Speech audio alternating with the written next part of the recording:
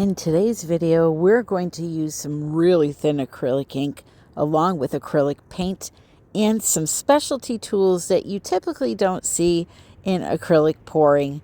My goal is to inspire you to think outside of the box and create something magical. Oh, and we're also using this beautiful mirror paint. So with all of that being said, let's get painting, let's get dotting, and let's have some fun.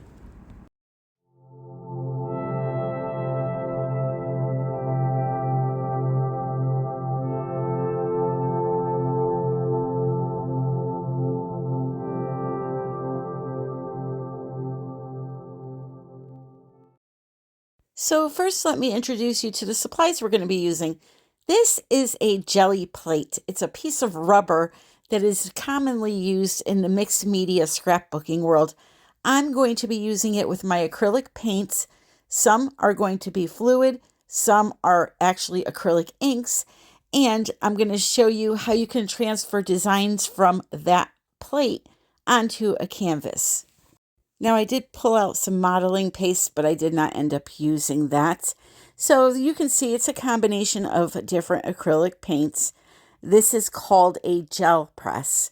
It's a reusable gel printing plate. And again, you can stencil designs on it, or you can do what I'm doing here, drip some acrylic ink and or use a brayer to put down some color onto this plate, and you kind of use it like a rubber stamp. So my idea was to use some of these more fluid, high flow acrylics from Global that I had, which, by the way, those come from Pixel Paint Designs, and some acrylic ink to first stamp down onto my canvas some darker tones. I sprayed a little bit of water on them, and then I used my brayer just to push them around on the canvas, and you see you get a nice, beautiful blend of color. It's almost like a nice water stain effect. Now, I did put quite a bit of color onto there, but it's okay. We kind of use it on the canvas and get it to all work in the end. But if you're doing something like a card, let's say you want to make your own homemade card, you want to use a little bit less water. So now I took the canvas, flipped it upside down on top of that little plate to soak up some of that color. This first press here is going to be quite saturated, but you'll notice after I flip the canvas over that I pick up the plate and I start kind of just pressing it into random areas on the upper top.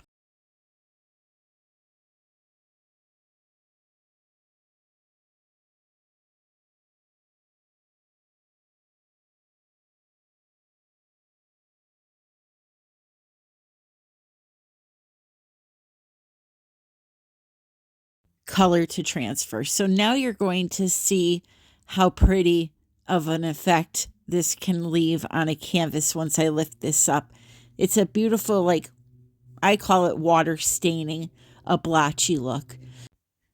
So I just laid it over that first one I did just to soak up a little bit of that color, and then kind of just dabbed it along the top portion of the canvas. This is going to be a canvas where I'm using contrasting colors, which, by the way, I saw this idea on Pinterest a while ago, and I've been wanting to do it, and I cannot for the life of me find the artwork to credit the original artist. I'm going to try my hardest and look around again before I post this video so that I could put it in the description for you. But the idea was to have a contrasting, fire and ice type of painting with a design going kind of through the center. So now this is me putting down some acrylic paint on that gel press plate. And I'm using a light blue along with a bright aqua green and kind of just blending them together. And I'm going to do the same thing. Now, when you use a thicker paint like this, you can just pick it up and slap it down onto the canvas. You don't have to flip the canvas over, but I thought I'd show you both ways. I didn't realize I had a little piece of hard paint on my brayer, and it kept making those lines on me. It was just driving me crazy. So anyway, I know on camera they look like the same color, but there is a difference. The lighting is just a bit off. So again, I did the same exact thing as I did the first time, kind of pressed down on the canvas to transfer the color, and you'll see it's on there. Now, you may be saying to yourself, what in the world is she doing? Please just stick with me. It will all make sense in the end.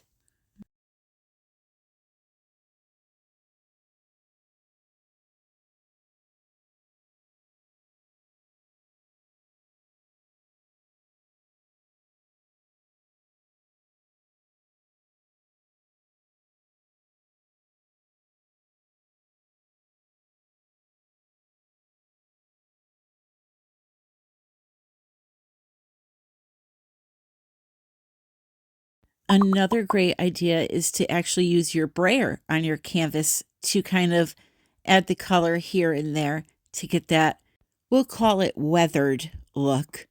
But yeah, you could totally skip the jelly plate thing and put some paint on your table, roll the brayer through it, and kind of transfer it to the canvas that way. It's all up to you. Again, my goal is to inspire you to, kind of use some different tools to create a painting other than a cup.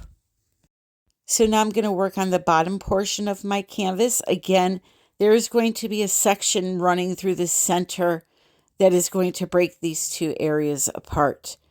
So I put down some, I believe that was Naples yellow, and some various reds and oranges, and created almost a pinstripe look for the bottom area. And the way to achieve that easily is just to put your paint in little dabs on the canvas, put all your colors down, and then run the brush down through all of them all at one shot. And you'll see what a nice blended stripe look you get by doing that. So I'm going to let you watch this for a little bit, and I will be back in a minute or two.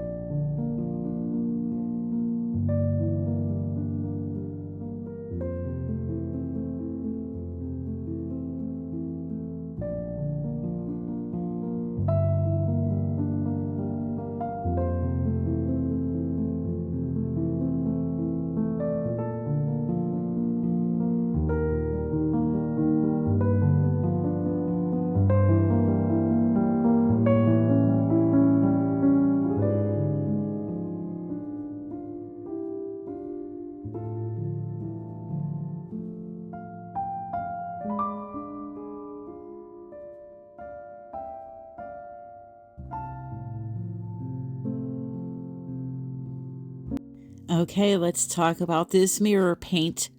Oh my Lady Gaga. Clutch your pearls, my friends. I got this from my beautiful viewer and friend, Amy. She sent this to me. This is from Stuart Semple, who is an artist who sells his own paint line. You may have heard of him from a color called The Blackest Black. If not, I'm going to put the store in the description of my video. These paints, I'm going to forewarn you, that little bottle was, I believe, over $30. They're extremely expensive, but my, oh my, They have to be the most beautiful products. And I do have the Blackest Black also. And I'm going to be using that in an upcoming video. And you're going to see more of his products. Thanks to Miss Amy. Thank you, Amy. She was so kind to send these to me. I've been wanting to try them for so long, but they're just super ultra expensive. And for an acrylic pour artist, not feasible. I'm going to just say that right now. However, if you use them for a project like this where you're not using a lot of it, then it's, if you can afford it, they're beautiful. So this is the mirror paint. And as you saw, I put it on that little ball of saran wrap that I made and just kind of dabbed it all over the upper portion. Now I'm going to do the same with some of my deep blue fluid paint from Global and kind of just add in a little bit more of that darker blue. And then I'm going to start lightly sketching out the area that I want to add the center design to. And in the center design, it's going to consist of a bunch of dots of color. And it's just such a contrasting piece. I just loved it. So this is the liner Cern Relief from Pebeo. And you can get this through Pixel Paint Designs also with a discount. I have that in the description. This one's called Sterling Silver, but once I put it down and let it dry, I end up going over it with the mirror paint. And it's just really, really ultra chromy. I love it. And once I was done doing this, I let it dry for 3 hours. So now here we come with our dotting paint. And these I got at Michael's, but you could get them on Amazon. I'll put them in the description. They're just acrylic paints in jars that have those fun little tips on them. And you can make all different size dots of color that you want. They're sold primarily for the mandala rock painting and stuff like that, but I've used them on plenty of canvases now. So I used matching colors. I used some red, some orange, yellow.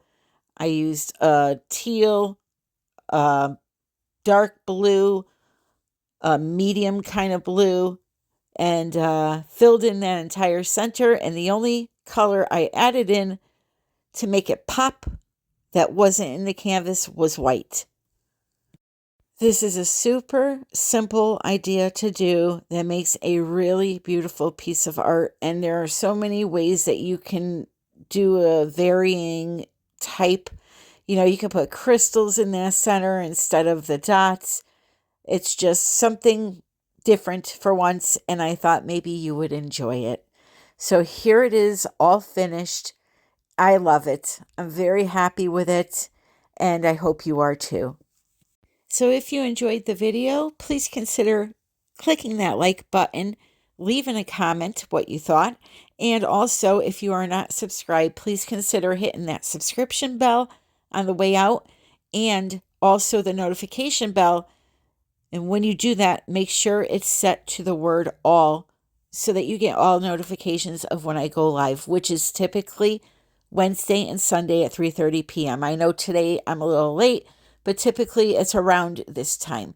Also, if you are a resident of North Carolina, or you can get to North Carolina in 4 days, Canella, Sirocco,